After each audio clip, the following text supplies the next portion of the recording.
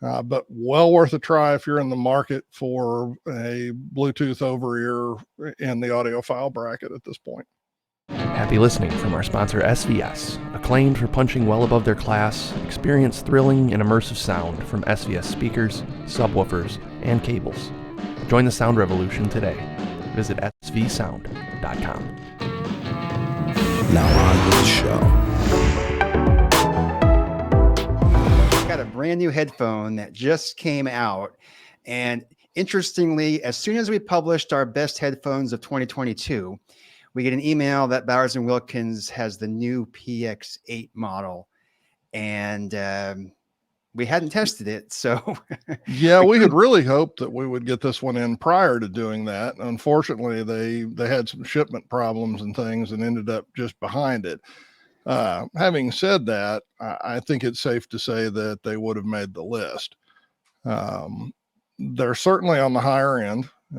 So they are a luxury item, and they, if we're going to put them in the category of that 2022 best of, right, somewhere between the Mark Levinsons, the Master in Dynamics, and the Focal Bathys that took our top spot. These would tuck in nicely in that same category, and depending on the sound signature you like, these are the Bathys. Probably going to be the two that most people sort of gravitate toward out of that group. The upside to the PX8 is the sound signature is great. They've got good detail. They've got great tonality. They've got good balance. They respond well to EQs. There's a lot of plus in that.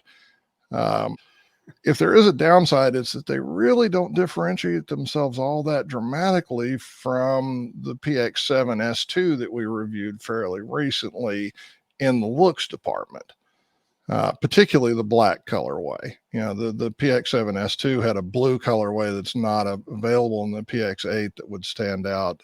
The 8 has the white and gold colorways that are very obviously different, but in the ones where the two both come in the same color scheme, the difference is fairly subtle. Like in this particular picture where you're looking at it, the tan around the cup there is leather on the PX8, it's cloth on the PX7 S2, but from a distance of 4 or 5 feet away, you really can't tell whether that's cloth, whether it's leather, what that is.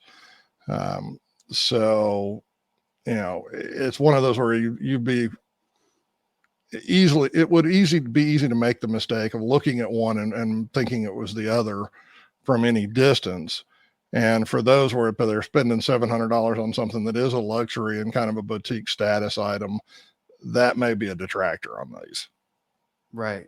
Well, I think everybody was asking when we kind of named the Focal Bathys our top headphone or our top high-end headphone at $799 of 2022.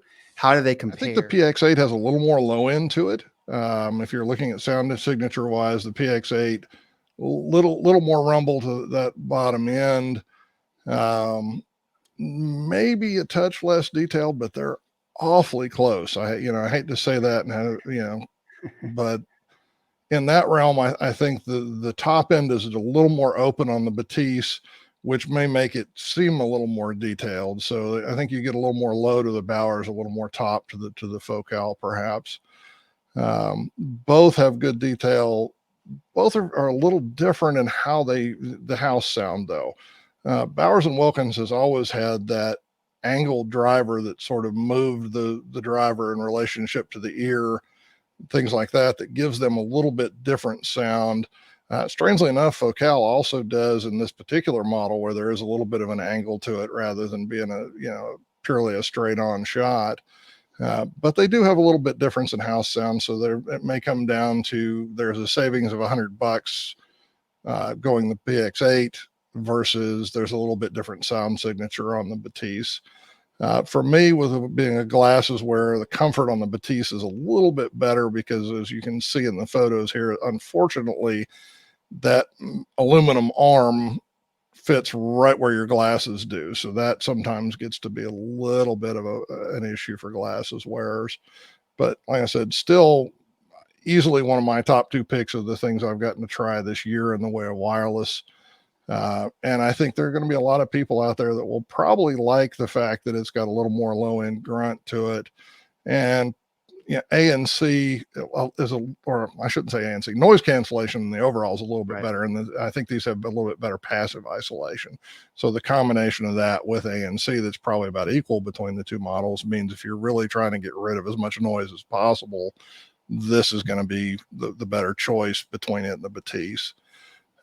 When you're comparing to the absolute top end, which is still Sony, these in terms of noise terms of ANC, yeah. Right. If you're comparing to absolutely as good an ANC as you can get, these are not quite there yet. They probably are equal with the really low frequency droning noises, but as you start moving up in pitch, these are going to let a little more through. The Sony does a little bit better job at filtering out those higher pitch noises. Not that these aren't perfectly usable in an airplane situation, things like that, but if you're absolutely out for, I've got to have the best ANC I can get, this is not going to be the pick.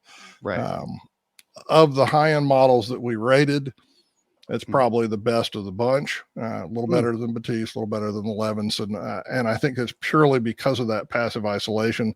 These are a little more solidly enclosed and a little tighter as far as the clamping force. So that may play a role in that result. So when you just said a little better, did you mean sound quality or what were you referring to? A little better ANC as far as the top end bracket. So if you're looking at best ANC out of the luxury bracket, I think it's this one. And Bathys will tell you or the Focal says right off, we didn't optimize it purely for the ANC performance. We wanted to hit a happy medium. And I think these go a little further to drown out outside noise. So if you're looking at Levinson, Bathys, PX8, that class and ANC is ultimately important, then the PX8 is going to win. If you're looking for a little more low end rumble, PX8 is going to win. Controls, I think, again, probably about even between any of the 3. All of them have good systems. They're a little different, so there's a learning curve to it. As far as call quality, all of them are equally good at this point. There's none that's a dog in the way of that, so you don't have to worry about picking or choosing based on your call quality. So it's going to come down to comfort and signature. And I think the PX8 is a little higher clamping force, may, like I said, play with glasses. So try them out before you buy them if you're a glasses wearer. A little warmer. I think it's, again, where it seals a little tighter. But, the reward is they have great sound quality and they take EQ better than any of the rest of the bunch. So if you really want to tinker with it, this is probably the operative choice. So there's some good reasons to be interested in the PX8. And I think the EQ is all in the app, right? It is. Bowers & Wilkins app. And it's a pretty good app. How does it compare to the other apps from the other? Well, most of the apps, honestly, are middle of the road. They're somewhere between 3 and 5 channels, and they're pretty simplistic. I tend to use an add-on parametric EQ, either with Power Amp or with UAP, the USB Audio Player Pro. And in those cases, you can really dial in sound where they're full parametrics and you get much more bandwidth than you have on the little 3 and 5 bands. And that's where you can really tell how well these adjust to EQ in various circumstances. So if you want a little more in the low, a little less here, a little more there, you have more control of doing it. Right. And each headphone responds a little bit differently. And some of the Bluetooth headphones in particular are bad for not responding. It's almost one of those where the signal gets sent from your device to the headphone and then gets processed where it just completely ignores whatever you're feeding it, so it is one where I think you have to kind of be careful and watch. And these do tend to work pretty well for when you start tweaking the EQ, you actually hear the difference in ear, and that's not always true. Okay. You said something a second ago about not responding. What did you mean by that? I mean, there are times when you can slide, let's say we're looking at the EQ and the app and we want more bass. So we push the low end frequencies up. And there are times when the result is either a lot less than we anticipate. If you push, 100 hertz up by 5 dB, you really ought to notice that pretty immediately. and what translates in ear. And some do a better job of it than others.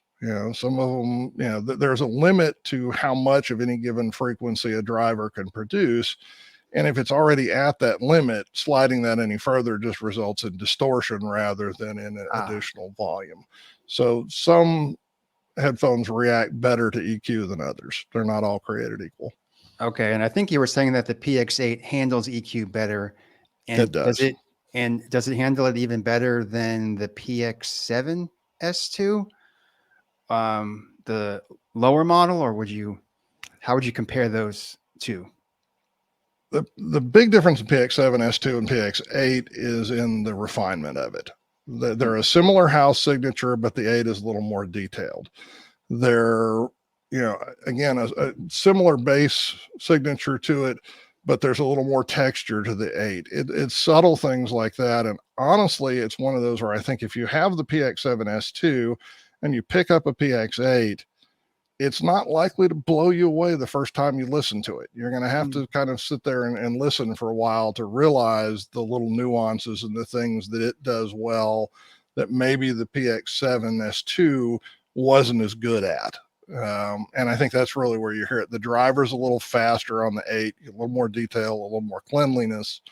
But it's not one of those where it's a night and day difference. They're very much both the PX or the Bowers and Wilkins house sound. And like I said, there's a lot of similarity in the two models. It's more a matter of degree than dramatic difference.